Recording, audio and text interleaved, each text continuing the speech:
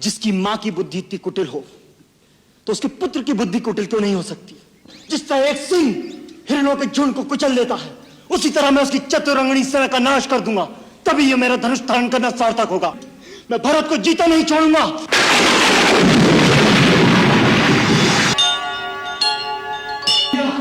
भैया भैया भैया, क्या हुआ लक्ष्मण?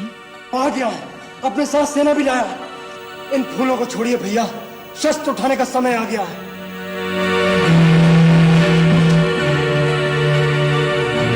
अच्छा हुआ वो खुद चलकर आ गया।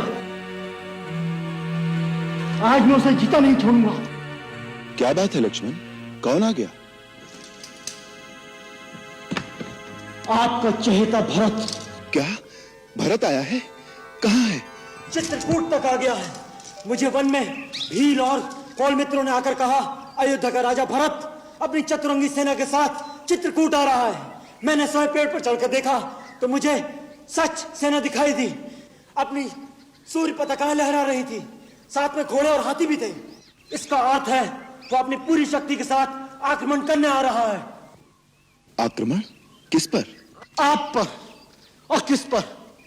राज्य पाकर उससे राज का मत संभाला नहीं किया। किसी ने बुद्धि दी होगी कि मूर्ख, इस राज पर तो असली अधिकार श्री राम का है और श्री राम प्रजा को प्यारे भी हैं। एक न एक दिन ये प्रजा तुझसे राज छीनकर श्री राम को दे देगी। बस उसने सोचा होगा इस समय दोनों भाई वन में निस्सहाय अवस्था में अकेले हैं, दोनों को समाप्त कर अपना राज निष्कंटक कर लूं। उसे नहीं पता था कि अभी तक लक्ष्मण जीवित है। क्या अनर्गल बातें कर रहे हो लक्ष्मण? भरत की बुद्धि ऐसी कुटिल कभी नहीं हो सकती। क्यों? क्यों कुटिल नहीं हो सकती? जिसकी मां की बुद्धि इतनी कुटिल हो तो उसके पुत्र की बुद्धि कुटिल क्यों नहीं हो सकती? यदि उसके हृदय में कपट नहीं होता तो अपने साथ हाथी, घोड़े और सेना लेकर नहीं चलता।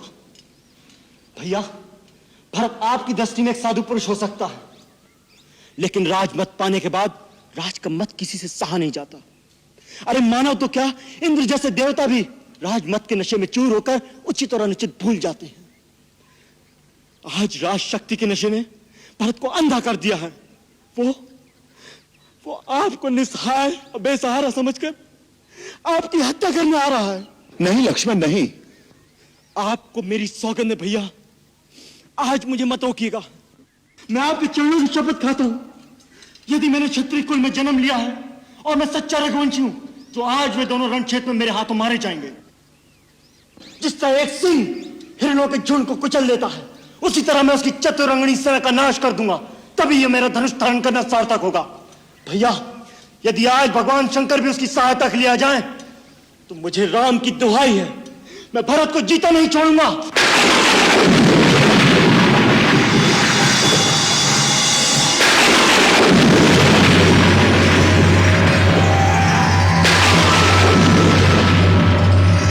सावधान लक्ष्मण, सावधान। तात प्रताप प्रभाव तुम्हारा, को कह सके को जान निहारा।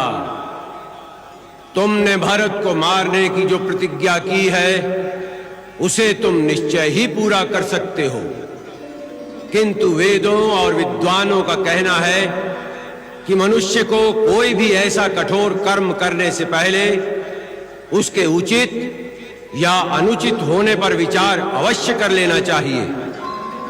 कोई बड़ा और महत्वपूर्ण कार्य बिना सोचे समझे अकस्मात नहीं कर देना चाहिए, जिससे पीछे पछताना पड़े।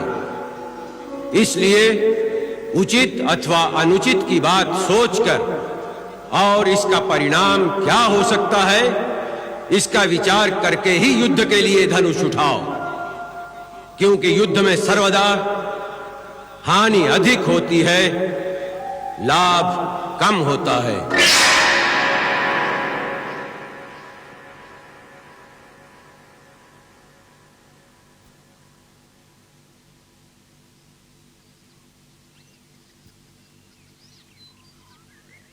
लक्ष्मण, ये आकाशवाणी सुनी तुमने?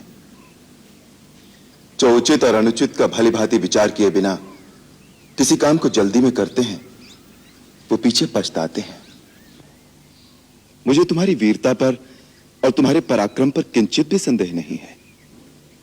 तुम क्रोध के आवेश में भरत को अवश्य मार सकते हो, परंतु जब तुम्हें पता लगेगा कि भरत पर तुम्हारा संदेह मिथ्या था, तो क्या फिर उसे जीवित भी कर सकोगे? परंतु भैया, जो आंखों से दिख रहा है उसे आप संदेह कह रहे हैं।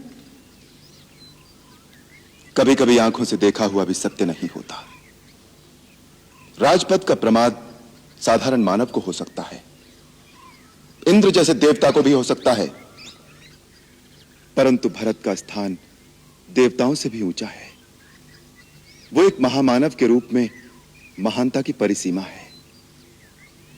जिस प्रकार खटाई की एक बूंद से क्षीर सागर का दूध नहीं फट सकता, उसी प्रकार अयोध्या तो क्या, त्रिलोक का राज्य भी भरत को दे दिया जाए तो भी उसे राजमत नहीं हो सकता। आपके इसी साधुपने में हमने अपने हाथ में आया हुआ राज छोड़ दिया। सारी प्रजा आपके साथ थी। आपका एक संकेत होता तो प्रजा महाराज को आपका राज अभिषेक करने में विवश कर देती, और प्रजा के बल पर मैं अपने पिता का वचन झूठा कर देता। लक्ष्मण,